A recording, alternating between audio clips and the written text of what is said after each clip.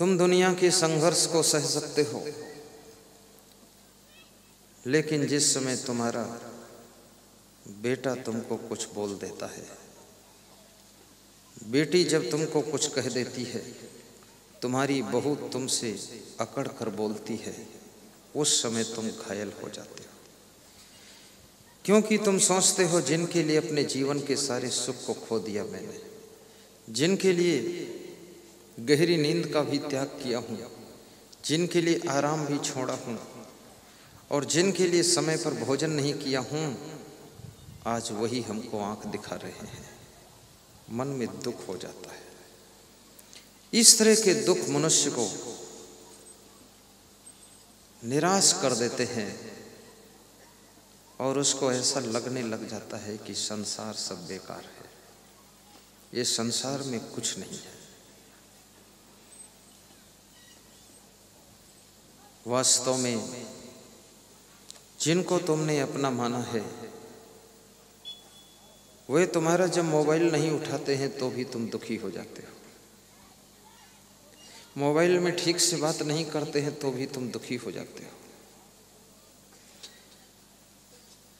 और जब उनका मोबाइल उनकी तरफ से कभी आ जाता है, प्रेम से कहते हैं कि सादर चरण स्पर्श, पूज्य पिताजी आपको मेरा नमस्कार, तुम्हारा दिल भर जाता है। बचपन और जवानी की दौड़ धूप की थकान एक ही बार के नमस्कार में दूर हो जाती है और तुम फिर से बुढ़ापे में जवान जैसे ताजे दिखाई देने लगते हो। इसलिए बेटे को चाहिए, बेटी को चाहिए, बहू को चाहिए कि अपने माता पिता को कभी कभी अपनी ओर से फोन लगाया करो, उनसे नमस्कार कर लिया करो, अपने सास ससुर के पैर रोज छू लिया करो। सम्मान उनको दीजिए जिनकी बदौलत तुमने अपनी जिंदगी को ऊपर उठाया है। आदर उनका कीजिए जिन्होंने तुम्हारे लिए अपने को मिटाया है। उनके चरणों में झुक जाइए जिनकी वजह से आज तुम चमकते हुए सितारे बने हो, और उनसे क्षमा मांग लीजिए जिन्होंने तुम्हारी गलतियों को दूर करने के लिए भारी प्रयास किए हैं। जिंदगी का अर्थ केवल खाना पीना भोगना सोना नहीं है। जिंदगी का अर्थ केवल मौज उड़ाना नहीं है। ये मनुष्य की जिंदगी भव सागर से पार होने के लिए मिली है, ये दुख सागर से पार होने के लिए मिली है। ये मनुष्य की जिंदगी दूसरों का दुख मिटाने के लिए मिली है। ये मनुष्य की जिंदगी चरित्रवान बन करके, विवेकवान बन करके जीने के लिए प्राप्त हुई है। किसी ने एक गांव के आदमी से पूछा, खाते क्यों हो?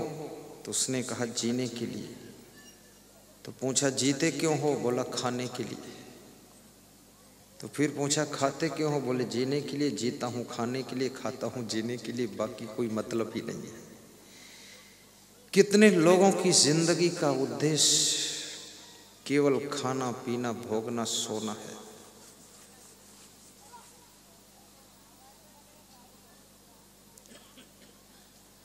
सो सो करके अपने जीवन का समय खराब मत कीजिए। अधिक सोने से भी बुद्धि का स्मरण कम हो जाता है। बहुत विचार करना, अधिक खाने से भी बुद्धि कम हो जाती है। चिंता करने से स्मरण शक्ति कम हो जाती है। दुखी रहने से मेमोरी कमजोर होती है। खुश रहने से स्मरण शक्ति बढ़ती है। कम खाने से स्मरण शक्ति बढ़ती है। हंसने से मेमोरी स्ट्रांग होती है और टेंशन में रहने से दिमाग पूरा कट जाता है। और तादाद भर भी न सोने से आपका माइंड डिस्टर्ब होता है। इसलिए कम से कम 6 से 7 घंटे गहरी नींद लीजिए। जो अच्छी तरह से सो सकता है वही अच्छी तरह से जाग सकता है। जो अच्छी तरह से श्रोता बन सकता है वो एक दिन अच्छा वक्ता भी बन सकता है, लेकिन जो श्रोता ही नहीं बन सकता है वो वक्ता कभी नहीं बन सकता है, वक्ता कभी नहीं बन सकता।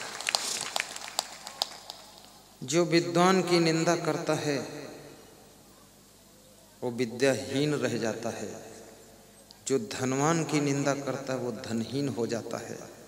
जो गुणवान की निंदा करता है गुणविहीन हो जाता है।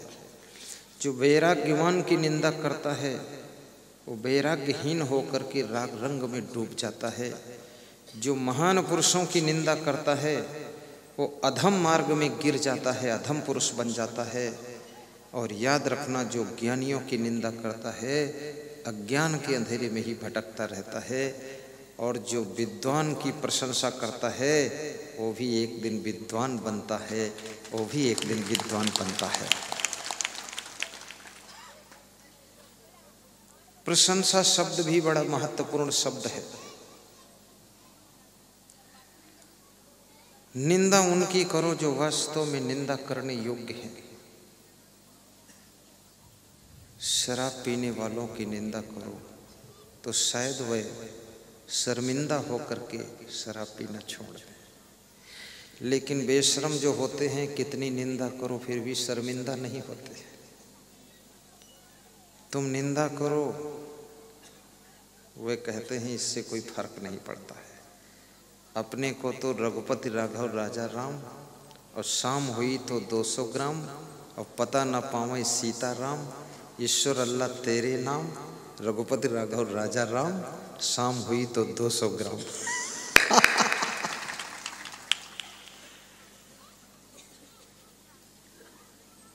जो अपनी निंदा सुन करके भी अपना सुधार न करे, समझ लेना वो पशु योनि से मनुष्य योनि में जन्म पाया। आपके बारे में कोई नेगेटिव बात करता है, आपको सुनने को मिले, तुरंत आप उसको सुधार कीजिए, करेक्शन कीजिए, मेंटेनेंस कीजिए, स्वयं की लाइफ को भी सर्विसिंग कीजिए। आप हर महीने में गाड़ी सर्विसिंग में ले जाते हैं, गाड़ी मेंटेनेंस रखते हैं, अपनी ज़िंदगी की गाड़ी की सर्विसिंग पाठ के सत्संग में आकर करवा लीजिए, और यहाँ ज़्यादा चार्ज भी नहीं पड़ता है। इच्छा हो तो दक्षिणा दीजिए और ना इच्छा हो तो चुपके से निकल जाइए, फ्री में सर्विसिंग हो जाती है। भगवान राम ने केवट की नौका पर बैठ करके गंगा नदी को पार किया था, तो तुलसीदास ने वहाँ पर चुटकी लेते हुए एक बात कही है, जिनका नाम लेने से लोग भवसागर पार करते हैं, आज वो राम इतने कमज़ोर हो गए हैं कि गंगा को पार करने के लिए केवट को निहोर रहे हैं। ये क्या आश्चर्य है। जास नाम सुमिरत एक बारा, उतरहि नर भव सिंधु पारा। सोई कृपाल केवट ही निहोरा, जेहि पगुते तेहि लोक ही थोरा। और राम ने जब केवट की नाव पर बैठ करके गंगा पार किया, गंगा पार होने के बाद राम संकोच में पड़ गए। राम के संकोच को सीता जी समझ गई। धर्म पत्नी वह है जो अपने पति के संकोच को भी समझ जाती है। अधर्म पत्नी वह है जो अपने पति को रोज संकोच में ही डाल देती है, असमंजस में डालती है। उसको मतलब ही नहीं कि पति की दुर्गति हो रही, क्या हो रहा है। झोंका झोंक, अंधाधुंध, दमादम, मस्त कलंदर और मूर्खता का पहला नंबर, चाहे कुछ भी हो जाए। बुद्धिमान पत्नी अपने पति के फेस को रीडिंग करती है, चाल को रीडिंग करती है, बात को रीडिंग करती है। रीडिंग करने वालों के लिए संसार बड़ा सुखमय है।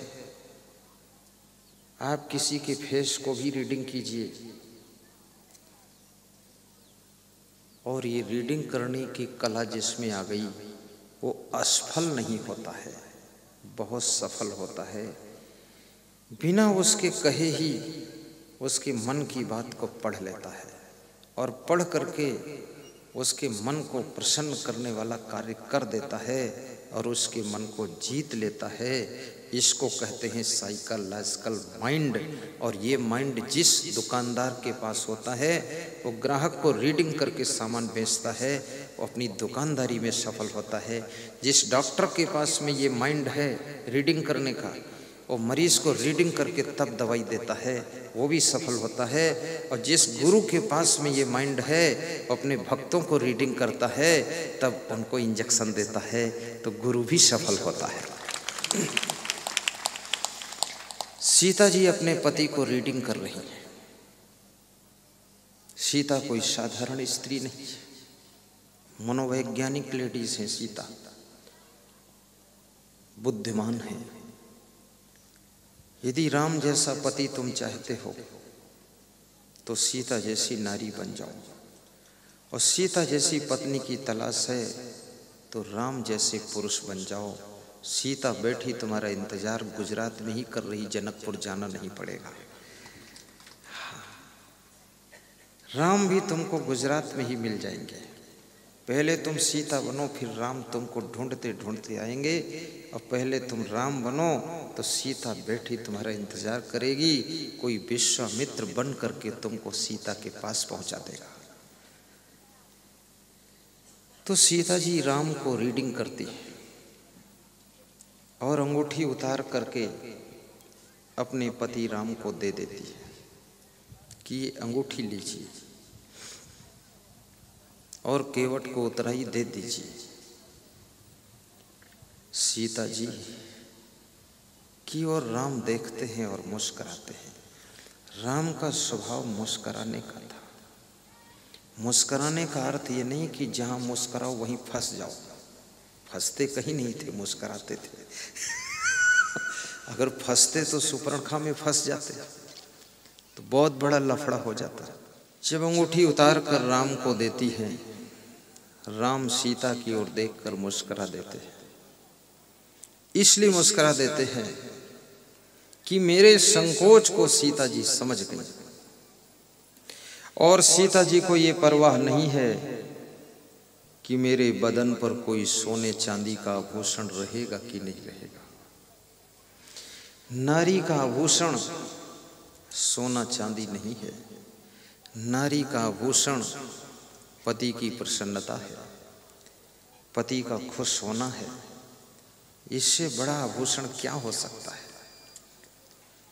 फिर सोना चांदी भी पहनने को मिल जाए तो बहुत अच्छी बात है।